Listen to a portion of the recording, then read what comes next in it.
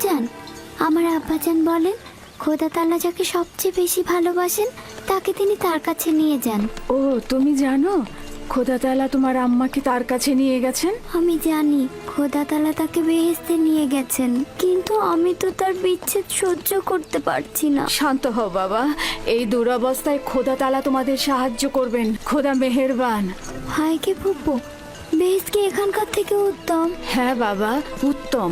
তুমি তো তোমার বয়সের চাইতেও বেশি বুদ্ধিমান। খোদা তাআলা তোমার সহায় হবেন। এই এত ছোট বয়সে কোনো বাচ্চা এত বোঝে না। তুমি নিশ্চয়ই মহৎ ব্যক্তি হবে। আমি ইউসুফের সুন্দর ও নিষ্পাপ চেহারায় এবং তার সুন্দর বচনভঙ্গিতে একজন মহৎ ব্যক্তির নিশানা দেখতে পাচ্ছি। সে তার সমবয়সীদের চাইতেও অনেক বেশি বুদ্ধি সম্পন্ন।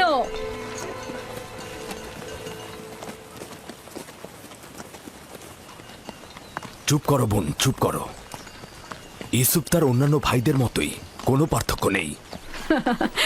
ইউসুফের চেহারা এবং বুদ্ধিমত্তা দেখে আমি মুগ্ধ। আমি ইউসুফকে আমার কাছে রেখে লালন পালন করতে চাই। আমি তার মায়ের অভাব পূরণ করব। তোমার কাছে অনুমতি চাইছি। আমি আমার বোনের কাছে শপথ করেছি যে তাকে তার মায়ের অভাব বুঝতে দেব না। তাকে আমার সন্তানদের মতোই লালন পালন করব। কিন্তু তুমি তোমার এত সন্তানদের মধ্যে তা কি পারবে? তার কোনো সম্ভাবনা নেই। আমি তাকে এক মুহূর্তের জন্য চোখের আড়াল করতে পারবো না।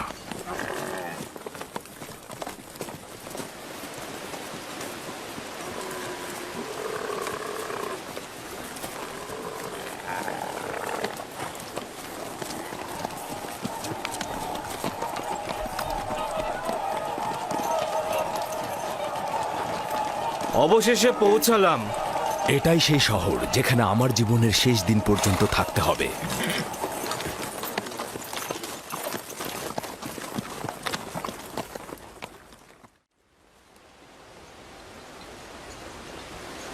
ইয়াকুব নবীর কাফেলা আসছে। সবাই দেখো, ইয়াকুব নবীর কাফেলা আসছে।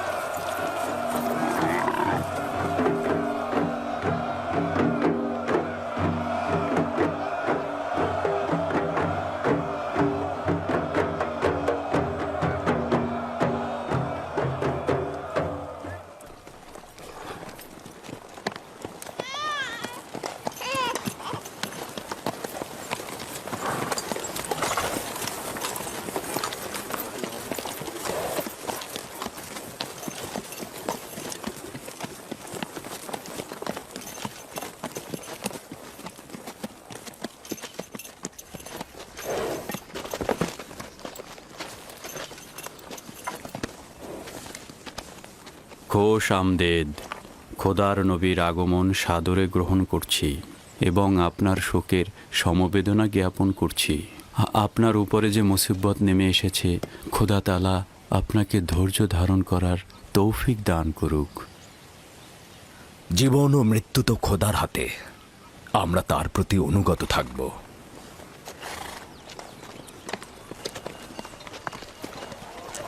খোশ আমদেদ। খোদা আপনাদের সহায় হোক। খোশ আমদেদ, খোশ আমদেদ, খোশ আমদেদ।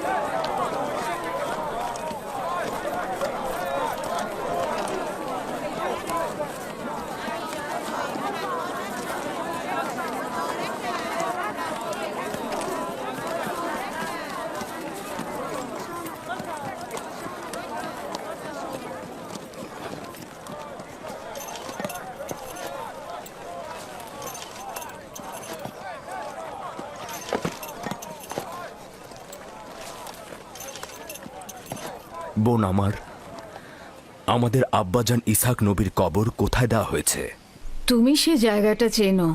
আমাদের দাদা জান হজরত ইব্রাহিম ও তার সহধর্মিনী মাকফিনা আর আমাদের আম্মাজানের কবরও ওখানেই দেওয়া হয়েছে।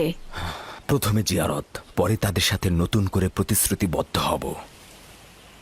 লিয়া, সবাইকে বলো আমরা একসঙ্গে সেখানে যাব। ইয়াহুদা, লাবি, বাসমে, তোমাকে যে আমানতটা রাখতে দিয়েছিলাম সেটা নিয়ে এসো। আমরা আব্বাজানের কবর জিয়ারত করতে যাচ্ছি। জি।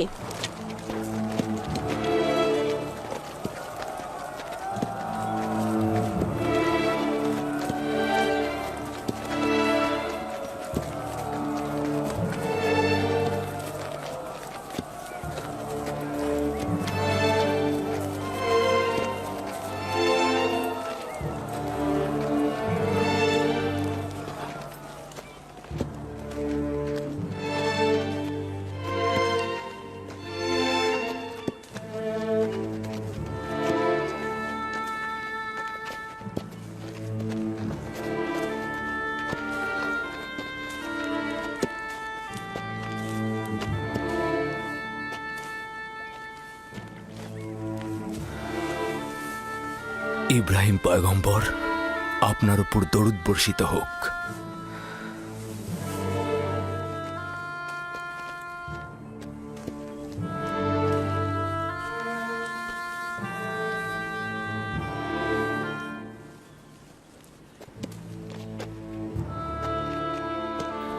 খোদা তাআলা ইসহাক ও ইব্রাহিমের রূহকে শান্তি দান করুক। কেনানের অধিবাসীগণ তাদের ঈমানের হেদায়েতের জন্য তাদের কাছে ঋণী।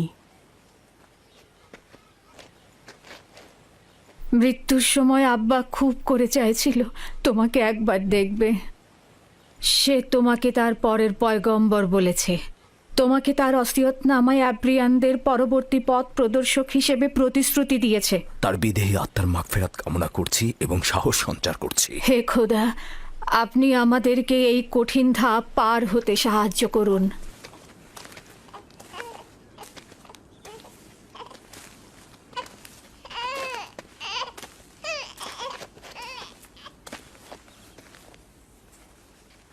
এই পোশাকটির মালিক আমাদের শ্রদ্ধেয় দাদাজান হজরত ইব্রাহিম উত্তরাধিকার সূত্রে আব্বাজান ইসহাকের কাছে এসেছিল।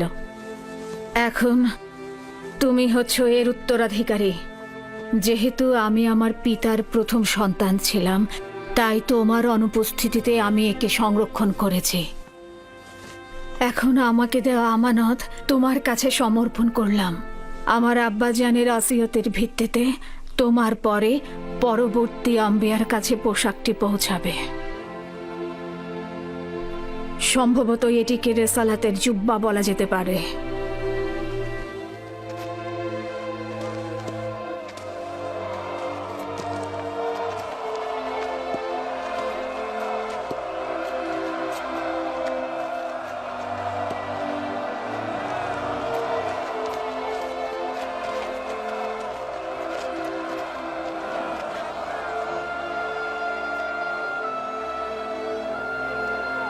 আমিও কেনানের অধিবাসীগণ তোমার কাছে বাইয়াত গ্রহণ করছি আর তোমার রেসালাতকে স্বীকৃতি দিচ্ছি। হজরত ইসহাকের পর তোমাকেই খোদার নবী বলে স্বীকার করছি।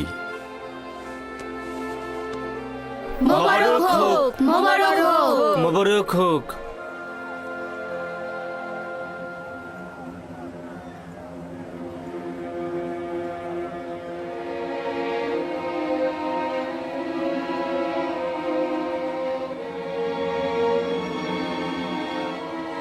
তুমিও কি এটাই ভাবছো যে আব্বাজানের পর এই জামা কার কাছে যাবে? সেটা তো ভালোভাবেই বোঝা যায়। যে বেশি শক্তিশালী হবে সেই পাবে। তোমরা ভুল করছো। যার ঈমান বেশি শক্তিশালী হবে সেই এটা পাবে।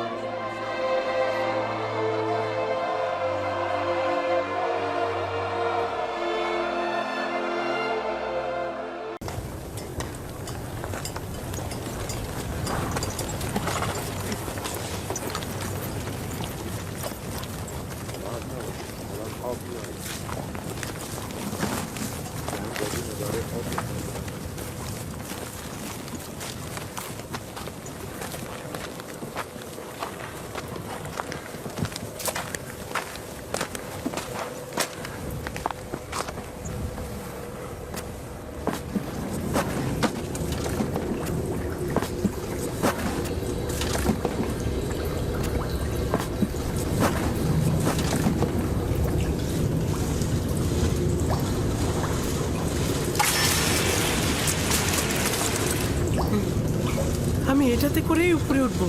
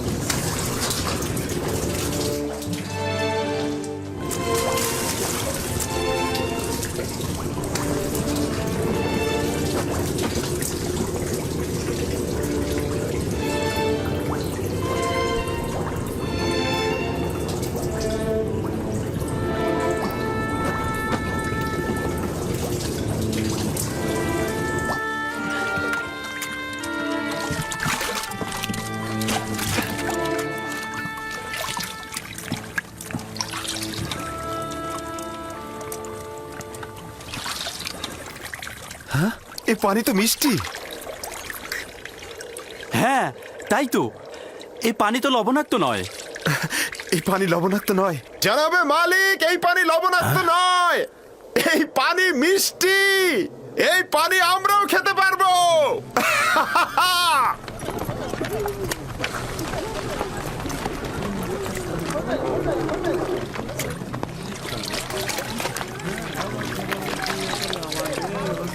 আজব ব্যাপার। হ্যাঁ, একটু মুখে নিয়ে দেখুন, কত সুমিষ্ট। এটা একটা আজব ঘটনা। কি এমন ঘটলো যে লবণাক্ত পানি মিষ্টি হয়ে গেল? মনে হচ্ছে যেন এটা শরবত। এসো সবাই, এসো সবাই পান করো।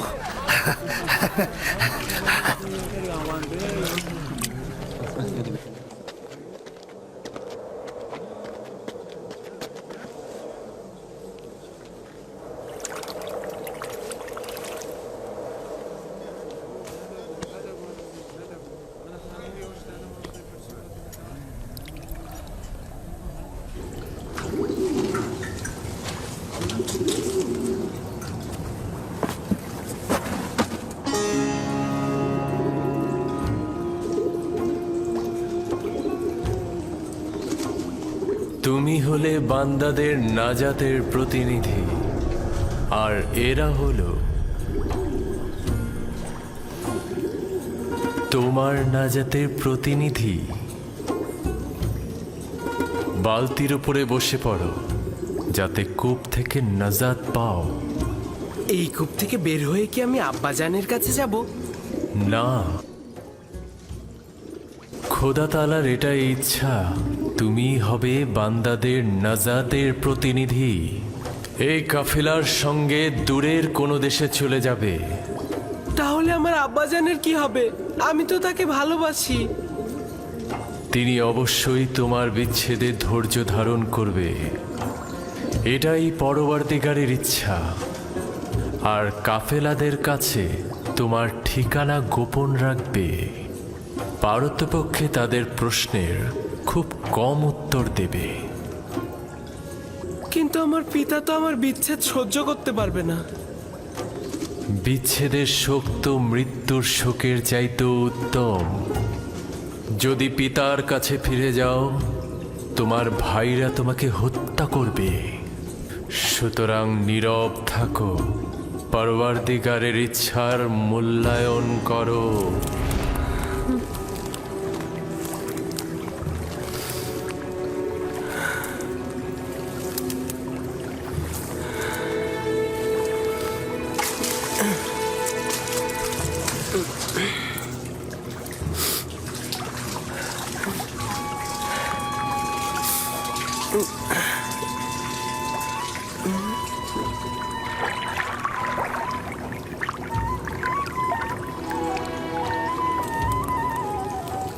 তুমি হলে বান্দাদের নাজাতের প্রতিনিধি। এই আমাকে একটু সাহায্য করো। এটা তো ভারী হলো কি করে?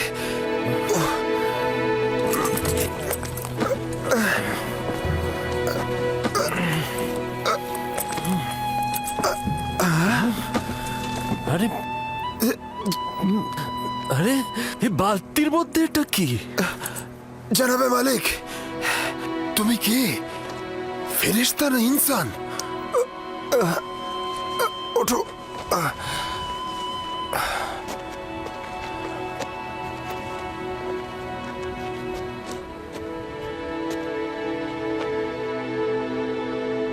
তুমি এখানে কি করছো পুত্র আমার? হে খোদা, এত সুদর্শন বাচ্চা আমি এর আগে কখনো দেখিনি। তুমি কূপের মধ্যে কি করছিলে? কারো জন্য অপেক্ষা করছিলে?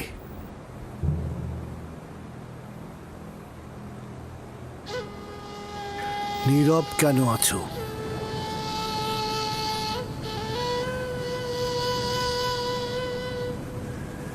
আমার ভাষা বুঝতে পারছো না নাকি ভয় পেয়েছো?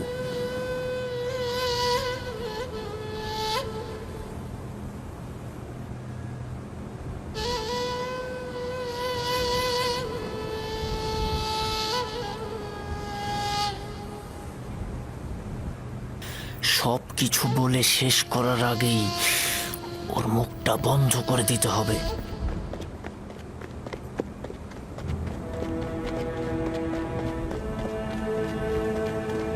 শোনো, আমিও ইব্রানি বংশের সন্তান। তুমি আমাদের দেখে ভয় পেও না বালক। ভয় পেও না পুত্র আমার। এখানে কেউ তোমাকে আঘাত করবে না। কথা বলো, তোমার নাম কি? ইউসুফ। কি আশ্চর্য, তাহলে তো তুমি কথাও বলতে পারো। হ্যাঁ, বলো তো দেখি, কোন শহরের অধিবাসী তুমি? কোন গোত্রের? কার সন্তান? আমি বলবো না। আমি চাই না তাদের কাছে ফিরে যেতে। তারা আমাকে পেলে হত্যা করবে। তার মানে তোমার আত্মীয়গণ তোমাকে হত্যা করতে চেয়েছিল? ওরাই আমাকে এই কূপে ফেলে দিয়েছিল। কিন্তু কি করা যাবে, তোমাকে তো ফিরতেই হবে। আমাকে তোমাদের সঙ্গে নিয়ে যাও। আমি বাড়িতে ফিরতে চাই না। তোমার পিতামাতার তাহলে কি হবে? না, আমি পারবো না তোমাকে নিয়ে যেতে। তাহলে আমাকে অনুমতি দাও, আমি এমন জায়গায় চলে যাই যেখানে আমাকে কেউ খুঁজে না পায়।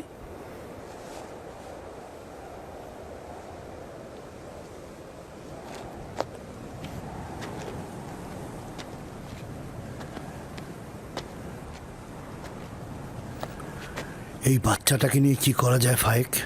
আমি চাই ওকে নিয়ে যেতে। ওর পরিবার যদি সত্যি ওকে চাইতো তাহলে কূপের মধ্যে ফেলতো। এই মাসুম চেহারা কখনো মিথ্যা বলতে পারে না। প্রকৃতপক্ষেই যদি তার জান হুমকিতে থাকে, তার জান রক্ষা করা জরুরি। ও গোলাম হিসেবেও দামি হবে। আপনি কি বুঝতে পারছেন মালিক? ওকে বিক্রি করলে কি পরিমাণ টাকা পাওয়া যাবে। আমাকে বিক্রি করে ফেলো। আমাকে গোলাম হিসাবে, দাস হিসাবে তোমরা বিক্রি করো। শুধু আমাকে এখান থেকে নিয়ে যাও। এই চেহারা দাসের নয়। তাকে নিতে হলে গোপনে নিতে হবে,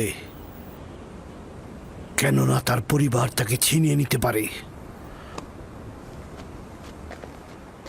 যদি চাও তাহলে তোমাকে আমরা নিয়ে যেতে পারি, কিন্তু তোমাকে লুকিয়ে নিয়ে যেতে হবে, আর সেজন্য আমাদের কৌশল অবলম্বন করতে হবে। পারবে?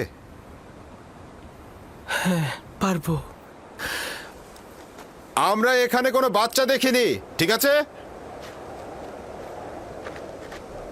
আমরা কোনো বাচ্চা টাচ্চা দেখিনি।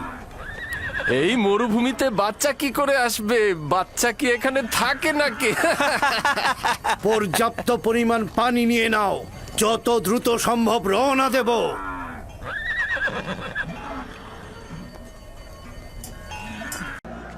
ইউজারসিফ বাদশার জমিগুলো যদি কৃষকদের নামে বন্টন করে দেয়, তাহলে সেটাই হবে ইবাদতখানার বিজয়ের প্রথম ধাপ আর আমাদের প্রথম সুযোগ। কিন্তু যে বিষয়টি ভুলে গেলে চলবে না, সেটা হচ্ছে গম গুদামজাত করা। আমরা সাধারণত যে পরিমাণ গম সংগ্রহ করি তার চাইতেও বেশি সংগ্রহ করতে হবে। খুব দ্রুতই দেখতে পাবে যার কাছে অতিরিক্ত গমের ভাণ্ডার থাকবে, মিশরের ভাগ্য তার হাতে লেখা থাকবে। তার মানে কি প্রধান খাদেম ইউজারশিপের গম সম্পর্কিত দুর্ভিক্ষের ভবিষ্যৎবাণী বিশ্বাস করছেন? হ্যাঁ, দুইটি দলিলের কারণে বিশ্বাস করছি। প্রথমত, খোয়াবের ব্যাখ্যা ইউজারশিপ ছাড়া অন্য কেউ নির্ভুলভাবে তুলে ধরতে পারেনি। দ্বিতীয়ত, বিবেকবান মানুষ সতর্ক থাকে। আমরা আগামীকাল থেকে নিজেদের কয়েকজন প্রতিনিধি নিয়োগ করব গম ক্রয় করার জন্য। কাজটা খুব গোপনীয়ভাবে করতে হবে। যদি ইবাদতখানার গুদাম গমে ভরে ফেলা না হয়, তাহলে ভবিষ্যতে কিভাবে ইবাদতখানার স্বাধীনতা হেফাজত করব এবং কিভাবে ইউজারশিপের সঙ্গে লড়াই করব? ইবাদতখানার যদি নিজেদেরই রুটি না থাকে, তবে নিঃসন্দেহে ইউজারশিপের সামনে আমাদের মাথা অবনত করে থাকতে হবে।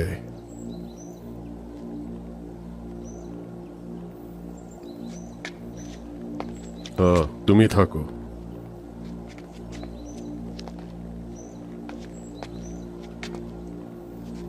একটি গুরুত্বপূর্ণ কাজের জন্য একটি লোক খুঁজে বের করতে হবে। আমার জন্য একটি কাজ আঞ্জাম দিতে হবে। আদেশ শিরোধার্য।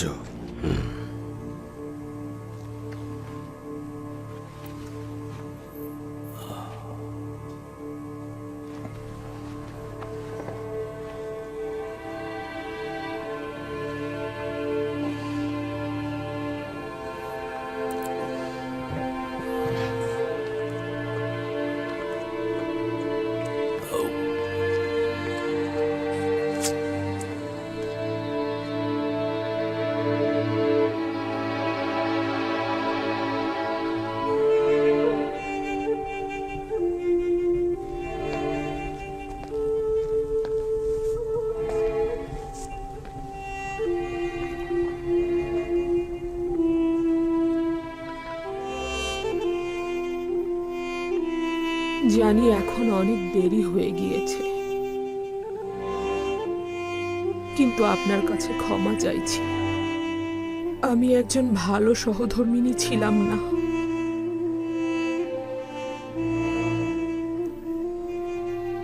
এবং আপনার মর্যাদার মূল্যও বুঝিনি। কিন্তু আপনি সব সময় মহান ছিলেন। এখন এই জীবনের শেষ মুহূর্তে আমাকে ক্ষমা করুন। আমি অনেক অন্যায় করেছি, আমাকে ক্ষমা করে দেবেন। তুমি আর আমরা দুজনেই ইউজারশিপের উপর জুলুম করেছি। আফসোস, যদি ইউজারশিপ এখানে থাকতো, ক্ষমা চেয়ে নিতাম।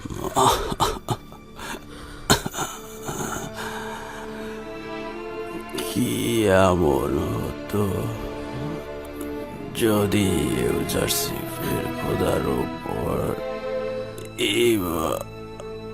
আনতাম? এখন বুঝতে পারছি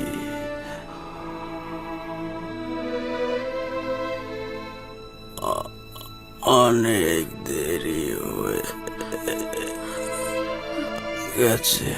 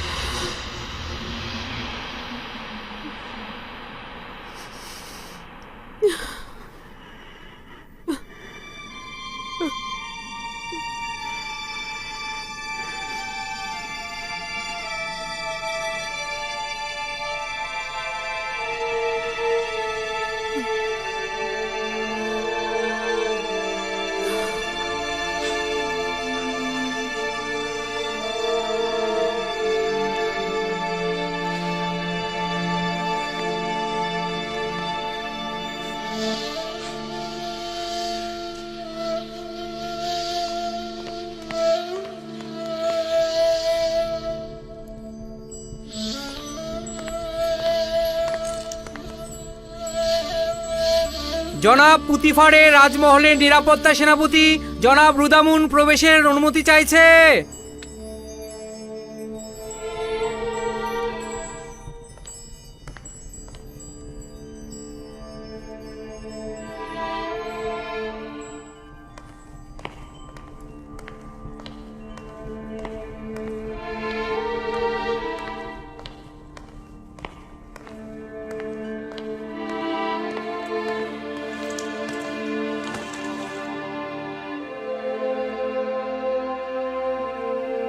আলী জনাব, একটা দুঃসংবাদ রয়েছে।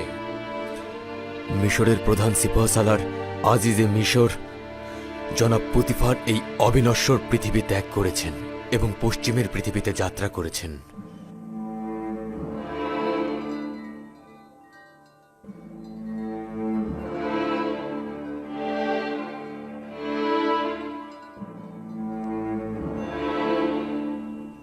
পুতিফার একজন মহান ব্যক্তি ছিলেন।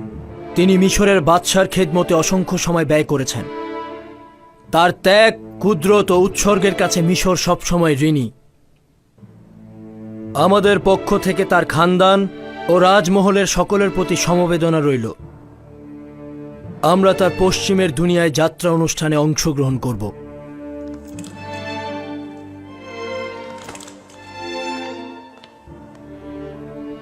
মিশরের ঐতিহ্যবাহী রীতিনীতি অনুযায়ী তোমার উচিত পুতিফারের অন্ত্যেষ্টিক্রিয়া অনুষ্ঠানে তার উত্তরাধিকারী নির্বাচন করা। অন্ত্যেষ্টিক্রিয়া অনুষ্ঠানে আমার সিদ্ধান্ত জানাবো। আমার দৃষ্টিতে হোরেন হোপ পুতিফারের স্থানে সর্বাধিক উপযুক্ত হবে। তার জন্য যথোপযুক্ত জায়গা নির্দিষ্ট করে রেখেছি। আজই যে মিশর পদ থেকে নিচু পদে তাকে মানায় না।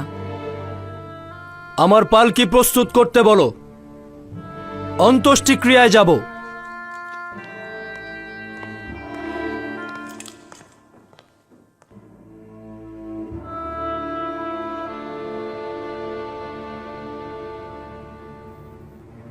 দশ থলে।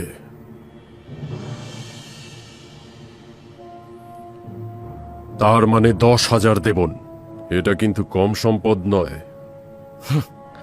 হ্যাঁ, কম নয়, তবে ইউজারশিপের জন্য আমি আরো অন্তত 10 গুণ বেশি চাই।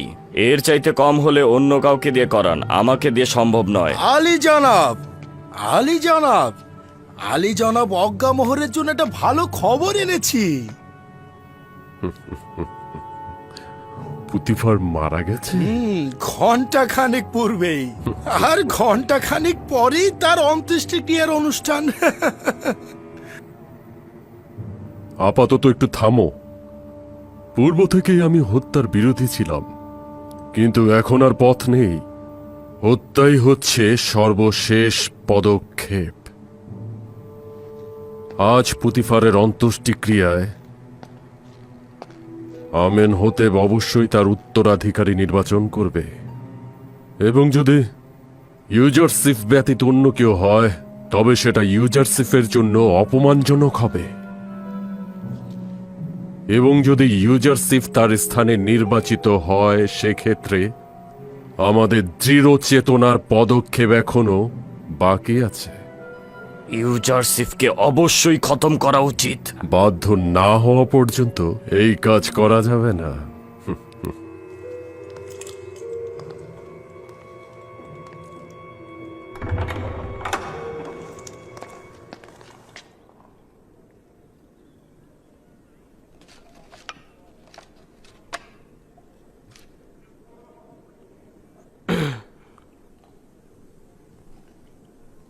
হে খোদার নবী, বাইরের দুনিয়ার খবর রাখেন।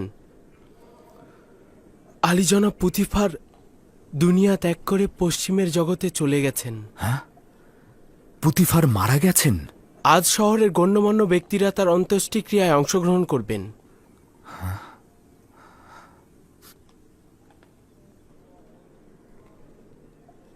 খোদাবন্দ পুতিফারের উপর রহমত বর্ষণ করুক এবং ভুলগুলো ক্ষমা করে দিক। তিনি একজন ভালো লোক ছিলেন।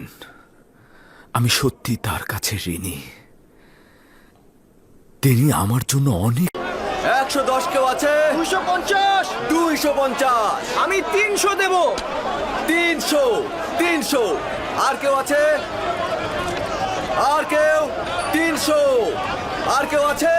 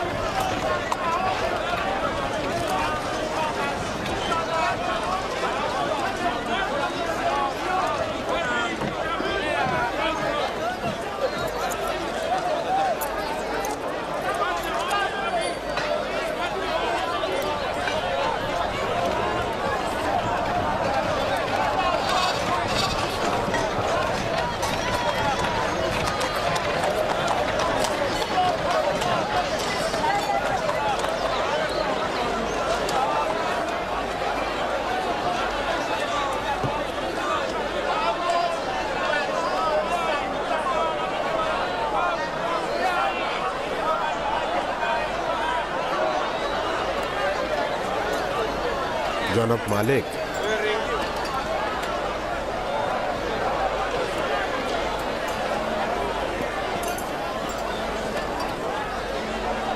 ওকে বিক্রি করবেন না।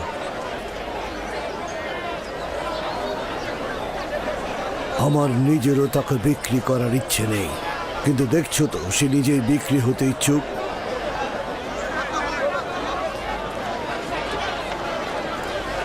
এই গোলামটার মূল্য কত? আমি দাস বিক্রি জানি না, কিন্তু এটা জানি যে সে খুবই সুদর্শন এবং মেধাবী। সে শিক্ষিত, সেই জন্য তার মূল্য অনেক উচ্চতর হয়েছে। আমি তাকে সস্তায় বিক্রি করব না। সে কিন্তু মন্দিরের জন্য খুব ভালো খেদমতকার হবে। এরকম সৌম্য চেহারার খেদমতকার হলে সবাই কিন্তু আকৃষ্ট হবে। ওকে আমাদের খরিদ করতেই হবে। 50 থেকে শুরু করি, কি বলেন? 50 দেব। বিক্রি করবে? তার মূল্য এর চাইতে অনেক বেশি জনাব। 100 দেব। এর থেকেও বেশি প্রাপ্য। বেশি দেবার প্রস্তাব কারো আছে?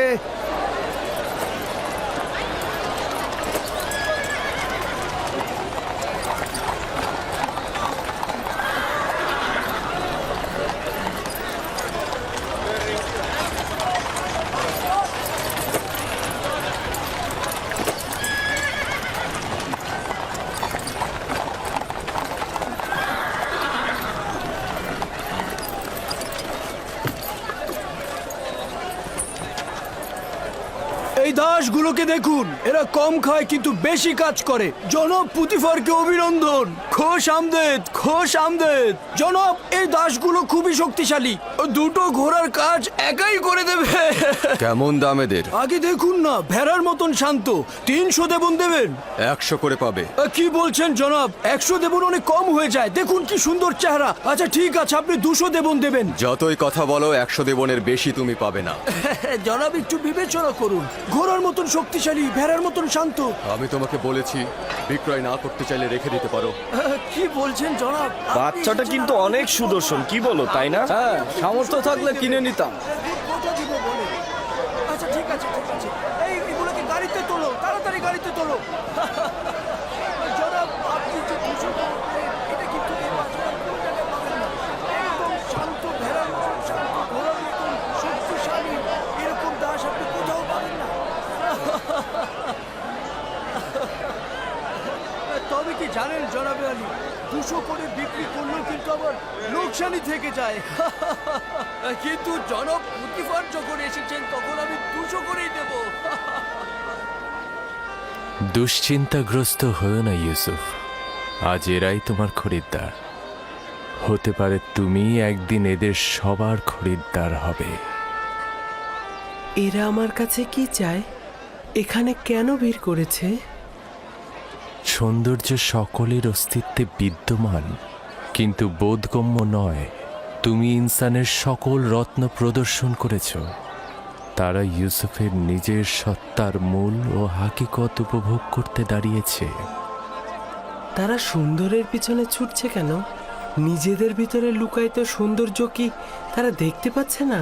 নিজেদের ভেতরের সৌন্দর্য দেখতে অন্তর্চক্ষু দরকার। এখানে তোমার সত্তার উপস্থিতিতে তারা মূর্তিমান হয়ে গেছে। কিন্তু তা তো কেবল বাহ্যিক দৃষ্টিতেই সীমাবদ্ধ থাকে। সকলেরই দৃষ্টি রয়েছে ইউসুফ, কিন্তু অন্তর্দৃষ্টি সকলের নেই। এই পরিস্থিতিতে আমিও তাদেরই ন্যায়। যদি তারা নিজেদের সৌন্দর্য বুঝতে পারত, আমাকে কেনার জন্য এত আগ্রহী হতো না। তারা না যতটা ইউসুফকে পছন্দ করার কারণে, তার চাইতেও খোদার খলিফাকে দেখার আগ্রহের কারণে হাজির হয়েছে।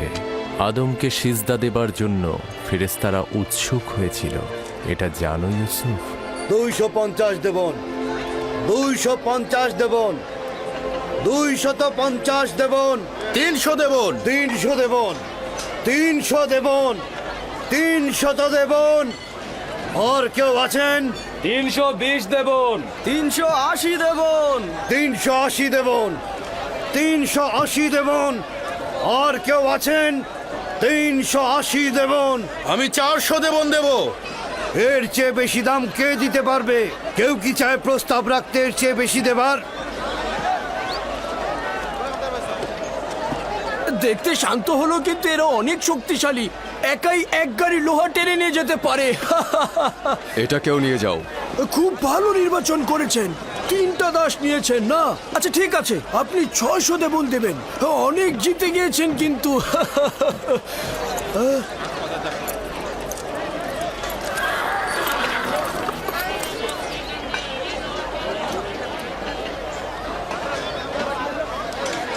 এই 3 জন দাসকে দিয়ে কিন্তু আপনি 30 জনের কাজ করে নিতে পারবেন। তাকে 300 দেবন দিয়ে দাও। আলী জনাব, আমার তো 600 দেবন হয়েছে। হায় হায়, বড় লোকসান হয়ে গেল। পরের বার কিন্তু পুষিয়ে দেবেন জনাব।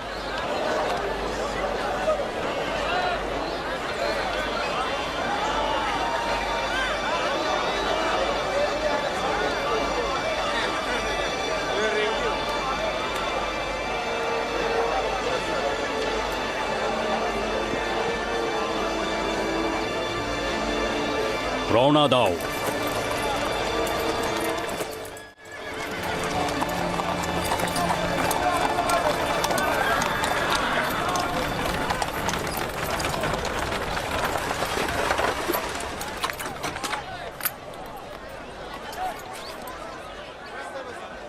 এক 1010 দেবন দেব আমি।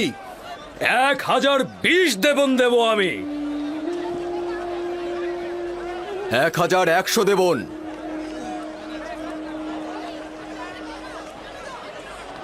পুতিফার নিলামের ময়দানে অংশগ্রহণ করেছে, এখন কি করব? যে করেই হোক ওকে কিনতেই হবে। পুতিফার আর কতই মূল্য দেবে ওকে কিনতে? আমি ওর জন্য 1200 দেবন দেব। ওকে কিনতে 1300 দেবন দেব আমি। 1300 দেবন উঠেছে। এর চেয়ে বেশি কি কেউ দিতে চায়? যতটা মূল্য আমরা হেঁকেছি তা দিয়ে কিন্তু 10টা গোলাম কেনা যেত। কিন্তু পুতিফারকে যে করেই হোক আমাদের কিন্তু হারাতেই হবে। 1500 দেবন দেব আমি। 1500 দেবন দেবেন উনি। কেউ কি আছেন এর মোকাবেলা করার? কি লজ্জার ব্যাপার, মনে হচ্ছে যেন আসবাবপত্র ক্রয় বিক্রয় হচ্ছে। এই বালক যে কত অমূল্য তা যদি এরা জানতো, তাহলে একে বাজারে তুলে এরকম দরদাম হাঁকাতো না।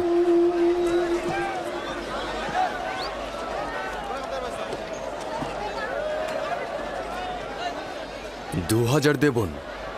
আমি দ্বিগুণ বলছি। তার মানে তো 3000।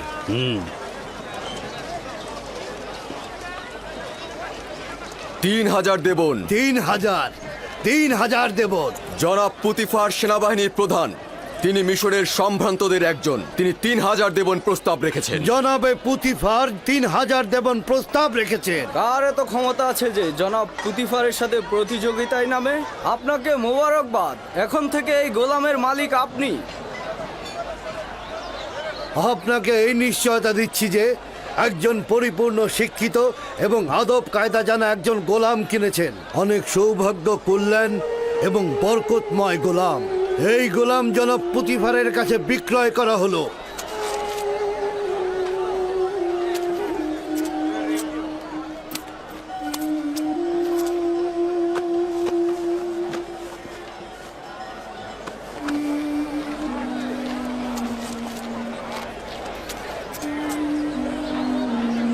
রওনা দাও।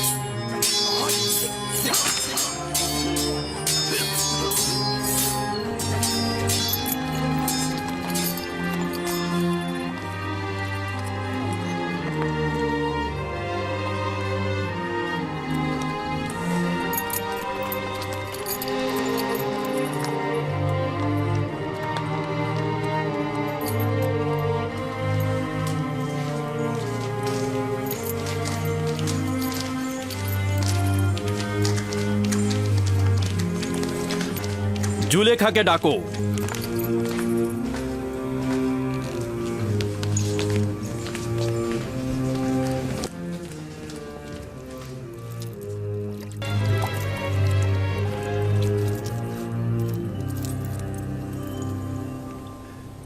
জনাবে আলী, এই অদ্বিতীয় মুক্তটাকে কোথা থেকে নিয়ে এলেন? কিনে এনেছি, তাও আবার অনেক বেশি মূল্য দিয়ে। যত মূল্য দিয়ে কেনেন না কেন, তারপরে কম হয়েছে।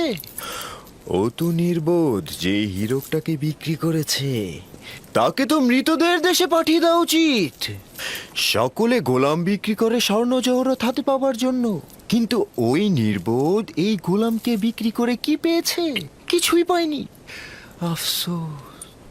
আপনি মহানুভব, আমি গোলাম ছাড়া কিছুই নই। পুতিফার প্রাসাদে খোশামদের পুত্র আমার। কৃতজ্ঞতা জ্ঞাপন করছি জনাবে আলী। আসতে না আসতে একেবারে হইচই ফেলে দিলেন।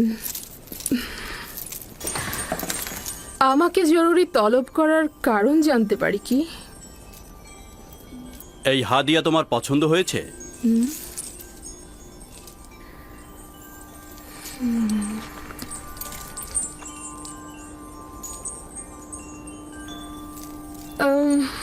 একে পূর্বে কখনো দেখেছি বলে তো মনে হচ্ছে না।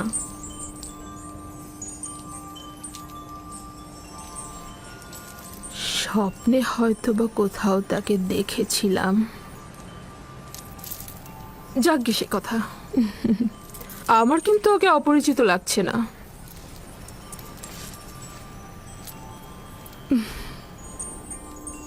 জনাব পুতিফারের সুরুচি ও নির্বাচনকে মোবারকবাদ।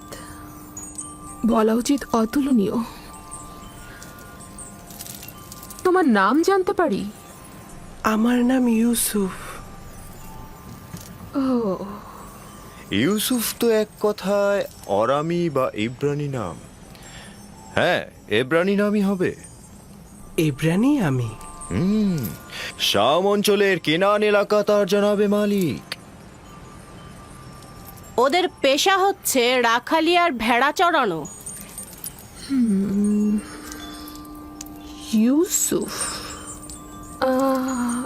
ইউসুফ না, যে সকল নাম কৃত্রিম ও বেদুইনদের সাথে সম্পর্কিত আমি তা পছন্দ করি না। যদি অনুমতি প্রদান করেন তাহলে তার জন্য একটা মিশরীয় নাম নির্বাচন করি। ওকে আমি তোমার জন্যই নিয়ে এসেছি। যে নামে খুশি ডাকতে পারো ওকে। আমার নিজের খোদাবন্দের প্রতি অগণিত কৃতজ্ঞতা। যদি অনুমতি প্রদান করেন তো ইউসুফের জন্য একটা মিশরীয় নাম প্রস্তাব করতে পারি। কি নাম? নামটি অবশ্য ইউসুফ নামের কাছাকাছি হবে। ইউজারসিফ। ইউজারসিফ, মন্দ নয়। ইউজারসিফ, হ্যাঁ, এটা সুন্দর নাম, তাই না? এখন থেকে তোমাকে আমরা ইউজারসিফ নামে ডাকবো। পছন্দ হয়েছে? যদি আপনারা পছন্দ করেন তাহলে আমার আপত্তি নেই। আজকে থেকে তুমি ইউজারসিফকে দেখাশোনা করবে, ঠিক আছে? সম্ভবত জুলেখার জন্য ও একটি ভালো উপহার। আমার ধারণা জুলেখাও ওকে পছন্দ করেছে।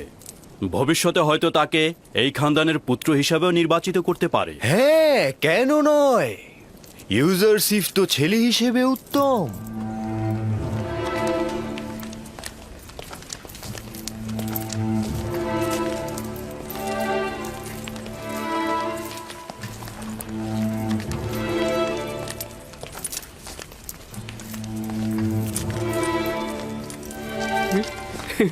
ও মা, কি সুন্দর ছেলে! এরকম সুন্দর ছেলে তো আমি জিন্দেগিতে দেখিনি। হ্যাঁ, আমিও দেখিনি। তবে তার চেহারা কিন্তু গোলামের মতো নয়।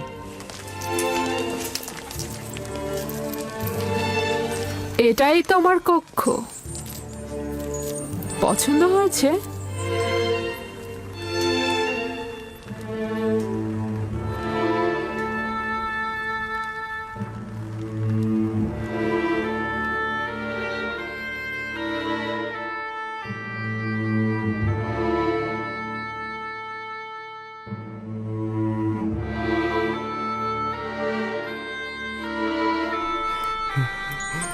শুক্রিয়া জ্ঞাপন করছি, আমার অনেক পছন্দ হয়েছে।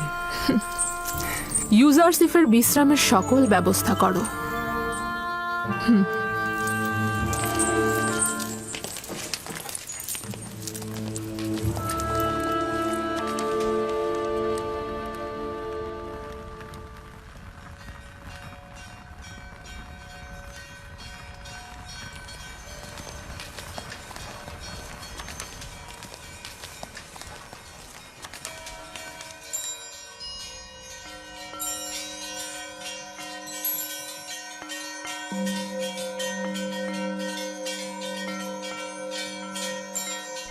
এই সবের জন্য তোমার প্রতি অনেক শুকরিয়া হে পরওয়ারদিগার। তুমি আমাকে অনেক সুখ ও স্বাচ্ছন্দ্যের আনুকূল্য দান করেছো। হে ইউসুফ, এইভাবে খোদা তোমাকে আর্থিক স্বাচ্ছন্দ্য ও সমুন্নত মাকাম অনুগ্রহ করছে। তোমাকে কূপের থেকে ইজ্জতের শৃঙ্গে এবং উচ্চতর জায়গায় পৌঁছাবেন।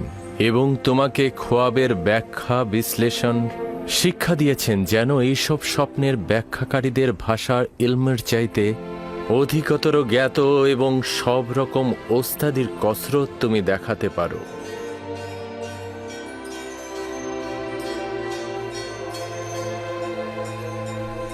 শুক্রিয়া জ্ঞাপন করছি, হে পরওয়ারদিগার, শুক্রিয়া জ্ঞাপন করছি আপনাকে।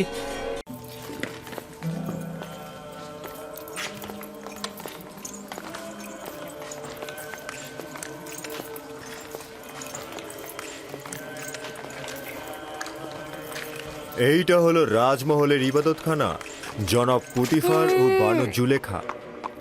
এবং রাজমহলের ব্যক্তিরা এখানে ইবাদত করেন। আমরা নিজেদের খোদাকে এখানে সংরক্ষণ করে রাখি। তার মানে আপনাদের খোদার থাকার জন্য বসবাসের জায়গা দরকার? অবশ্যই দরকার। খোদাকে তো আর খোলা আকাশের নিচে রোদ বৃষ্টিতে রাখা যায় না।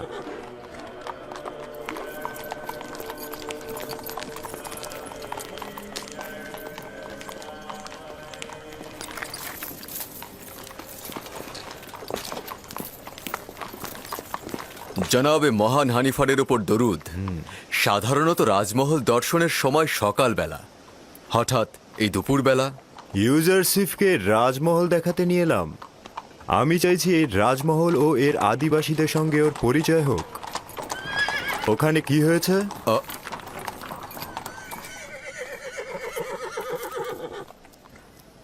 রাজমহল থেকে জোহর চুরি হয়েছে।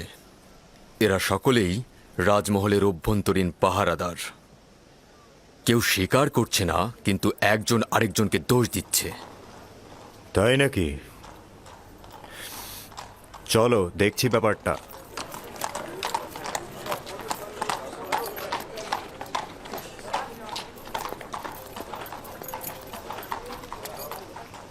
এদের দুজনকেই হাত পা বেঁধে রাজমহলের সামনে রশি দিয়ে ঝুলিয়ে চাবুক পেটা করা হোক। যতক্ষণ পর্যন্ত না স্বীকার করবে চলতেই থাকবে। আমাকে চিৎকার করবে না, যা বলার একজন করে বলো।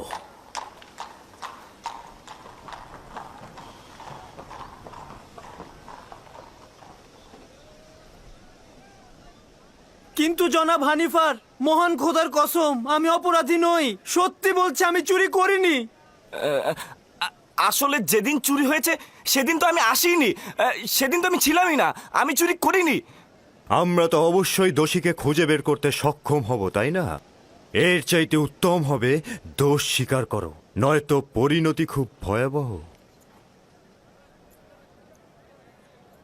সে বলেছে তুমি তার গাফিলতির সুযোগে খেদমত মহলে প্রবেশ করেছ। আমি প্রবেশ করেছি? আমি তো সেদিন আসিনি। ও মিথ্যে কথা বলছে, মিথ্যুক কথাকার। ভুল করেছি, তখনই ওকে ধরা উচিত ছিল আমার। আমি খোদার নামে কসম কেটে বলছি, আমি নিজ চোখে দেখেছি ওকে চুরি করতে। আমাকে আর কেউ দেখলো না, শুধু ও দেখলো? এটা হতে পারে? একজন পাহারাদারের দায়িত্ব খেদমত মহলে কে প্রবেশ করছে এবং বের হচ্ছে তার নজর রাখা। তোমার ঘুমানো উচিত হয়নি। তুমি দোষী, কেননা তুমি কাজের সময় ঘুমিয়েছ, আর তোমার পক্ষে কোনো সাক্ষীও নেই। কিন্তু আলী জনাব, আমি সত্যি করে বলছি, আমি চুরি করিনি। দুঃখিত।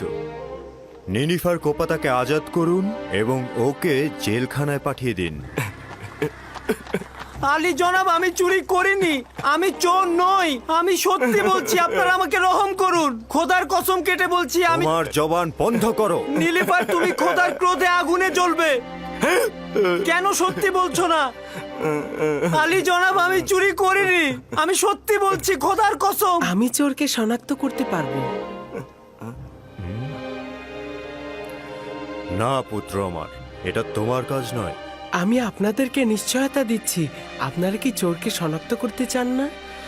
চাই, কিন্তু তুমি কি করে চোরকে শনাক্ত করবে? আমার আব্বাজান শিখিয়েছে, তিনি ফয়সালা নির্ধারণে দক্ষ ছিলেন।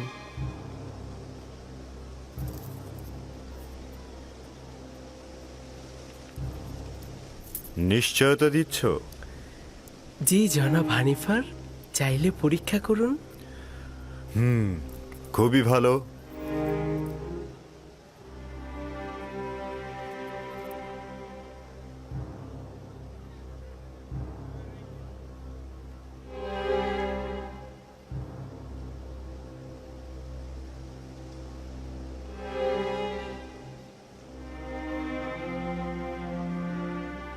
আমি জানি চোরকে।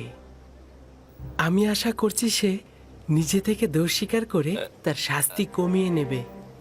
আসলে যেদিন রাজমহলে চুরি হলো সেদিন আমার পাহারার দায়িত্বই ছিল না। আমি তো সেদিন আসিনি। আমি যে চুরি করিনি এটার কোনো সাক্ষী নেই, তবে সত্যি করে বলছি আমি নিজ চোখে নীলিফারকে চুরি করতে দেখেছি, খোদার কসম। আমি গুণাগার ব্যক্তিকে শনাক্ত করতে সক্ষম হয়েছি, আর কিছুক্ষণের মধ্যেই আমি তা প্রমাণ করে দেব। জনাব হানিফার, আমি চোরকে শনাক্ত করে ফেলেছি। আপনি অবশ্যই তার গর্দানটা কেটে ফেলবেন। আমি শুধু চাইছি তাকে শনাক্ত করতে। একবার শুধু শনাক্ত হোক। তাকে কোনরূপ ক্ষমা করা হবে না, শুধু শনাক্ত করুন। জনাব রুদামুন, এই দুজনকেই বাগিচার কাছে নতজানু করা হোক।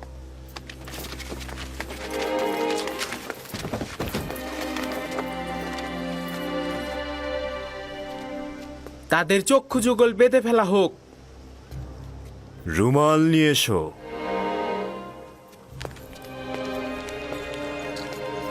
তার হাত বেঁধে ফেলো।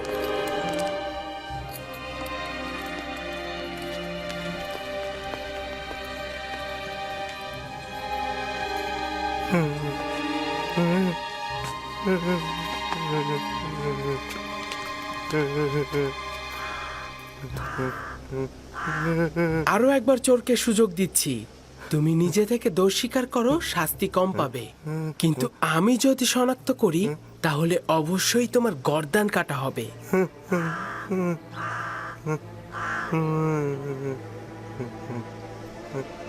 সেই চোর, আপনার তরবারি বের করুন।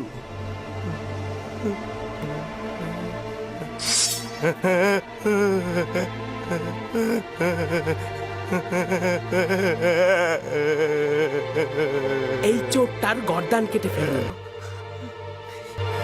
না না না না, আমি স্বীকার করছি, আমি চুরি করেছি, আমি ভুল করেছি, আমি স্বীকার করছি। জনাব রুদামুন, আমি স্বীকার করছি, আমি চুরি করেছি। তুমি নিজেও চিন্তা করনি যে এত তাড়াতাড়ি স্বীকার করবে। সাবাস ইউজারশিপ, সাবাস। তাকে নিয়ে যাও।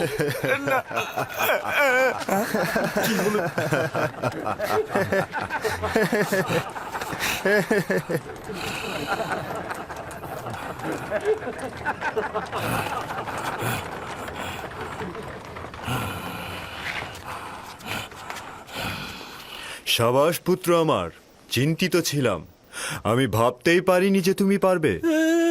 শুকরিয়া জ্ঞাপন করছি, অনেক অনেক কৃতজ্ঞতা জ্ঞাপন করছি।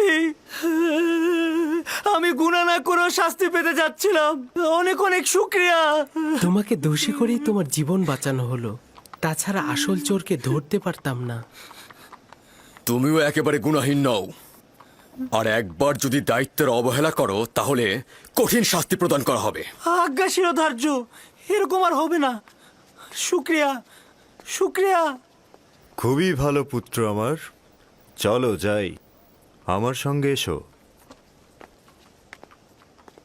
কি দারুণ বুদ্ধি রে বাবা!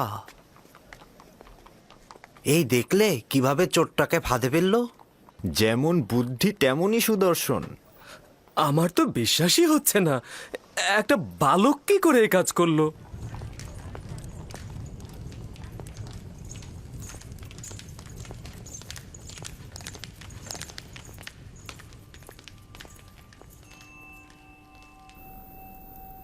সে তো ভেবেছিল আমরা তার শিরচ্ছেদ করছি। সঙ্গে সঙ্গে সে তার জায়গা থেকে উঠে দাঁড়ালো এবং গুনাহ স্বীকার করে নিল। সে তো ভয়ে বলতে থাকলো যে না না, শিরচ্ছেদ করো না, গুনাহ আমি করেছি, আমি চুরি করেছি, আমি আমার দোষ স্বীকার করছি। ইউজারশিপের এই চতুরতা দেখে সবাই তো একদম অবাক হয়ে গেল। কেউ তো চিন্তাও করতে পারেনি তার মতো একটা বালক এত তীক্ষ্ণ বুদ্ধি সম্পন্ন। আমি অবশ্যই জনাব পুতিফারের কাছে মূল্যবান হাদিয়ার জন্য শুকরিয়া জ্ঞাপন করব। ইউজারশিপ খুব বুদ্ধিমান এবং অক্ষর জ্ঞান সম্পন্ন বালক। আজ থেকে কেউ অতিরিক্ত খাবার নিতে পারবে না। যার যতটুকু দরকার ততটুকুই হিসেব করে খাবার বিতরণ করবে সে। একজন অক্ষর জ্ঞান সম্পন্ন গোলাম তার মালিকের কাছে নিয়ামত স্বরূপ। ইউজারসিফের বিশ্রামাগার কোথায় নির্ধারণ করেছেন? এখনো সিদ্ধান্ত গ্রহণ করিনি। গোলামদের থাকার জন্য নির্ধারিত স্থান রয়েছে, এখানে সিদ্ধান্তের কি দরকার? না, গোলামখানায় নয়, এখানেই রাজমহলের মধ্যে, যা গতরাতে নির্ধারণ করা হয়েছে। ইউজারসিফ, তুমি কি রাজি আছো? শুক্রিয়া জ্ঞাপন করছি। যদি অনুমতি দান করেন, আমার শোবার জায়গা রাজমহলের গোলামদের মধ্যে হলে উত্তম হবে। আমি বলবো তুমি কোথায় এবং কাদের সাথে জীবন গড়বে। বুঝতে পেরেছ? জি। বানু, রাজমহলে একজন গোলামের উপস্থিতি নিয়মের বরখেলাপ। এতে করে অন্যান্য গোলামরা ঈর্ষান্বিত হয়ে উঠতে পারে। যখন আমি এবং এই মহলের প্রভু পুতিফার তার প্রতি আকৃষ্ট হয়েছি, তখন আর কারো হক নেই তার প্রতি দৃষ্টি দেওয়ার।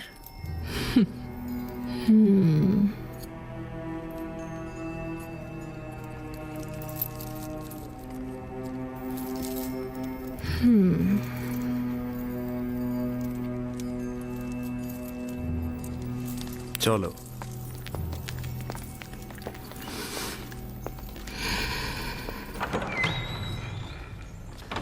ইউজারসিফ, পুত্র আমার কোনো পুত্র সন্তান নেই।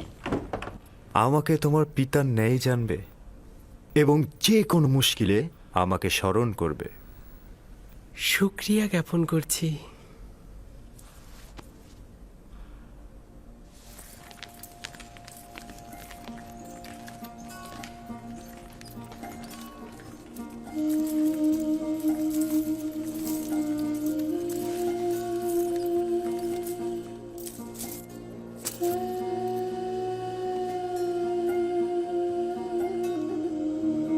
বেচারা আব্বাজান আমার,